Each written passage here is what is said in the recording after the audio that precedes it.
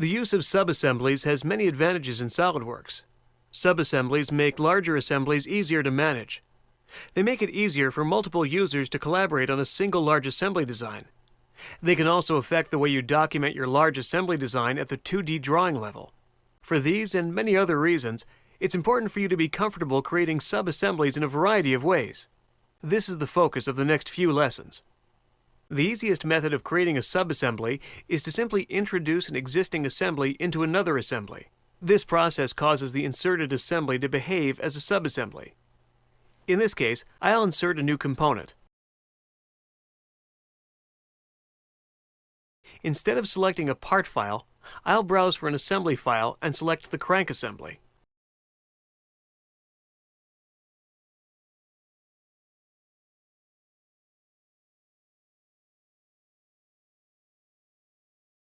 You can see in the Feature Manager tree the crank assembly is listed using the assembly icon. If I expand it, the components that make up the assembly are shown. Even in a simple case like this one, there are advantages to using subassemblies. For instance, the process of mating these components is simplified. Since subassemblies behave just like single components, all I have to do is create mates for the crankshaft component.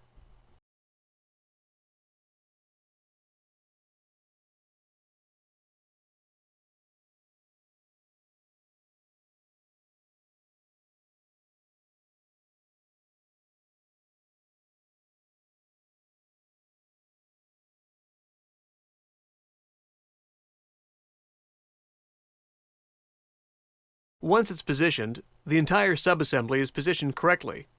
Also, by having this crank assembly created ahead of time, it can be used in any number of other assemblies.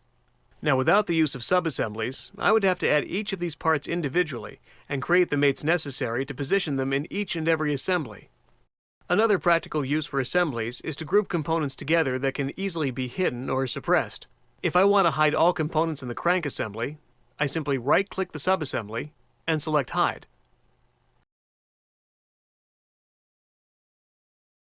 To bring them back, all I have to do is select Show. In addition to creating assemblies ahead of time, you can also take individual components that already exist in the assembly and make them into a subassembly. For instance, at the center of this assembly are 3 pins and a spider. I'll select these components from the Feature Manager tree, holding down the Control key on the keyboard. This allows me to select all 4 components at the same time.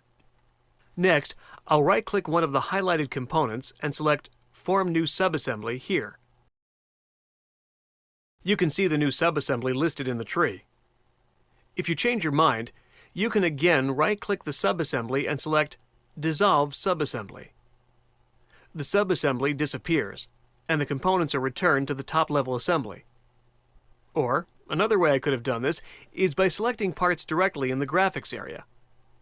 I'll select the components that I want to include in the subassembly,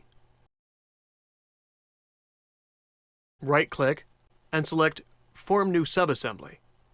However, if I want to promote parts from a subassembly to the main assembly, or to dissolve the subassembly, I still have to do that from within the Feature Manager, like before. You can rename the subassembly by slowly double-clicking on it and entering the new name.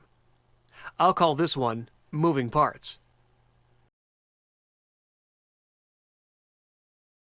Notice all components have a minus sign next to them. Typically, in a newly created assembly, the first component is fixed. When assemblies are formed in the context of other assemblies, like we did here, there are no fixed components by default.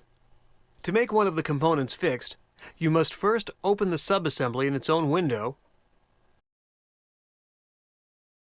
then right-click one of the components and select Fix. This is not required, of course, but it's a good idea to have at least one component in your assembly fixed, so the entire assembly isn't free to move arbitrarily in space. I'll save and close the assembly to return to the top-level assembly. Since the male and female yokes are also moving parts, we should probably add them to the moving parts subassembly. This is very easy to do. I'll simply click and drag the yoke male component and drop it onto the moving parts subassembly. You'll notice an icon appear with 2 arrows pointing in opposite directions. This is the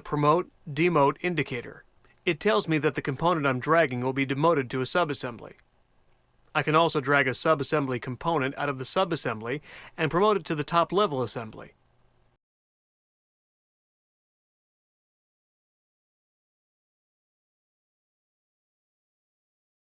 Next, I'll repeat the process with the yoke female.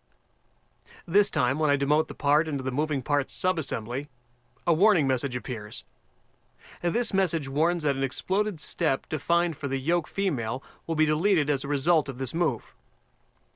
Promoting and demoting components affects the structure of the assembly.